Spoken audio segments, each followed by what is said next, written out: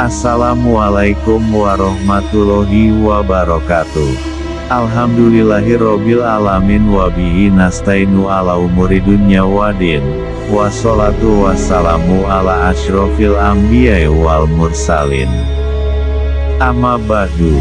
Sahabat channel Obor Pelita yang berbahagia, semoga kita selalu dirahmati Allah Subhanahu wa Ta'ala, dan semoga kita mendapatkan syafaat dari Nabi Muhammad Shallallahu Alaihi Wasallam. Amin ya robbal alamin. Sahabat channel Obor Pelita, kali ini kami akan menceritakan tentang biografi singkat Syekh Abdul Muhyi Pamijahan.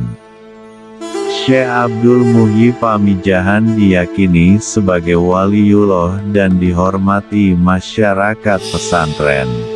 Beliau merupakan mata rantai dan pembawa tarekat Syatariyah yang pertama ke Pulau Jawa. Beliau lebih dikenal dengan nama Haji Karang, karena pernah uslah dan halwat di Gua Karang. Di pintu gerbang makamnya yang terletak di Pamijahan Tasikmalaya, tertera tulisan Sayyiduna Syekh Al-Hajj Waliullah radhiyallahu. Abdul Muhyi dilahirkan tahun 1650 di Mataram. Mataram di sini ada yang menyebut di Lombok, tetapi ada juga yang menyebut Kerajaan Mataram Islam. Ayahnya bernama Sembah Lebe Wartakusuma, bangsawan Sunda keturunan Raja Galuh Pajajaran yang saat itu bagian dari Kerajaan Mataram Jawa. Ibunya bernama Raden Ajeng Tangansia, keturunan bangsawan Mataram yang berjalur sampai ke Syekh Ainul Yakin, Sunan Giri. Ketika masih anak-anak, Abdul Muhyi telah belajar di Ampel Denta untuk belajar berbagai disiplin keilmuan pesantren. Pada tahun 1669 Masehi, di usia 19 tahun, Abdul Muhyi muda merantau menuju ke Mekah, tetapi singgah terlebih dahulu di Aceh. Di Aceh Abdul Muhyi ternyata bertemu dan belajar kepada Tengku Syekh Kuala, atau Syekh Abdur Rauf As-Singkili. Berbagai disiplin keilmuan dipelajari Abdul Muhyi di kota Aceh ini, termasuk tarekat Syatariyah dari jalur Syekh Abdur Rauf. Sebagai guru besar Syatariyah, Syekh Abdur Rauf ini berusaha mendamaikan wujudiyah dari Ibnu Arabi dengan tasawuf lain yang berkembang di kalangan masyarakat Islam. Setelah beberapa tahun di Aceh, Abdul Muhyi oleh gurunya diajak berkunjung ke makam seorang yang dikenal masyarakat sebagai wali kutub, yaitu Syekh Abdul Qadir Jailani di Irak. Perjalanan diteruskan ke Mekah dan Madinah untuk menunaikan haji. Abdul Muhyi kemudian belajar di Mekah, tidak langsung pulang. Di Mekah Abdul Muhyi bertemu Syekh Yusuf Al-Makassari, dan diduga kuat Abdul Muhyi belajar juga kepada Ahmad Al-Kushashi, Ibrahim Qurani, dan Hasan Al-Ajami, yaitu guru-guru dari Abdur Rauf As-Singkili sendiri. Abdul Muhyi kembali dari Mekah menuju Ampel Denta pada tahun 1678 setelah mendapatkan ijazah untuk menjadi mursyid tarekat Syatariyah dari gurunya. Sekembalinya dari Ampel Denta, sang ayah menikahkannya dengan putri bernama Ayu Bekta.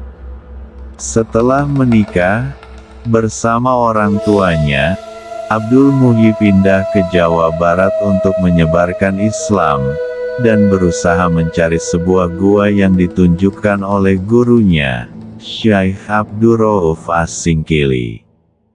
Awalnya Abdul Muhyi dan keluarga menetap di desa Dharma Kuningan selama 8 tahun, pada tahun 1678 sampai tahun 1685 atas permintaan masyarakat. Karena belum menemukan tujuan yang hendak dicari, sambil melakukan dakwah, Abdul Muhyi menuju ke Garut Selatan dan diminta masyarakat untuk tinggal di Pamengpek, Garut. Perjalanan diteruskan ke Lebak Siu di dekat Batu Warigi. Di berbagai tempat tinggal ini Abdul Muhyi terus menyebarkan Islam secara santun dengan sentuhan hati sebagai seorang sufi. Di Lebak Siu inilah Abdul Muhyi menemukan gua yang dikeramatkan dan wingit. Gua ini dinamakan Pamijahan, karena tempat berkembang biaknya banyak ikan.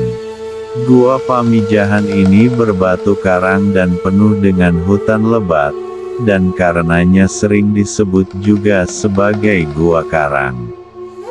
Sejak saat itu, meski kadang-kadang masih tinggal di Lebak Siu, Abdul Muhyi lebih dikenal sebagai Haji Karang.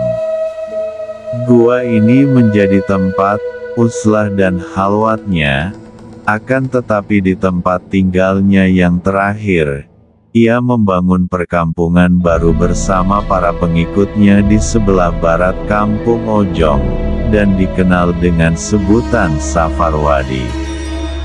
Di tempat ini dia membangun masjid dan padepokan sebagai pusat penyebaran Islam dan tarekat Syatariyah. Sebagai guru rohani, Abdul Muhyi dihormati masyarakat dan Keraton Mataram. Desanya diakui sebagai desa perdikan, yang artinya berhak mengurus urusannya sendiri secara mandiri, meskipun ada di wilayah Mataram. Meski memiliki hubungan dengan Mataram, hubungan dengan Keraton Cirebon dan Banten juga dibangun, termasuk setuju sebagian anak-anaknya menikah dengan para bangsawan dari Cirebon. Hubungan dekat juga terjadi dengan Kesultanan Banten, termasuk dengan guru rohani di Banten, yaitu Syekh Yusuf Tajul Halwaiti Al-Makassari, yang merupakan temannya ketika di Mekah.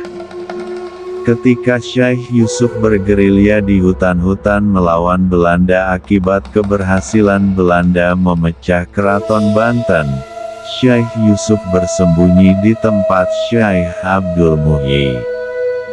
Di samping sebagai pendidik, mujahid dalam menyebarkan Islam, seorang yang dikenal memiliki kemampuan linui, Abdul Muhyi juga seorang penulis. Beliau menulis kitab dalam disiplin tarekat Syatariyah. Beliau wafat pada tahun 1730 Masehi atau 1151 Hijriah dalam usia 80 tahun. Beliau dimakamkan di Pamijahan, yaitu di Bantar Kalong, Tasikmalaya bagian selatan. Itulah kisah singkat biografis Syekh Abdul Muhyi Pamijahan, yang diyakini sebagai waliullah dan dihormati masyarakat pesantren. Semoga kita dapat mengambil hikmah dari kisah tersebut, dan mendapatkan barokah dari para wali Allah dan para kekasihnya. Amin amin ya robbal alamin. Wallahu alam bishawab. Sumber kisah dari jabar.nu.or.id. Ensiklopedia NU.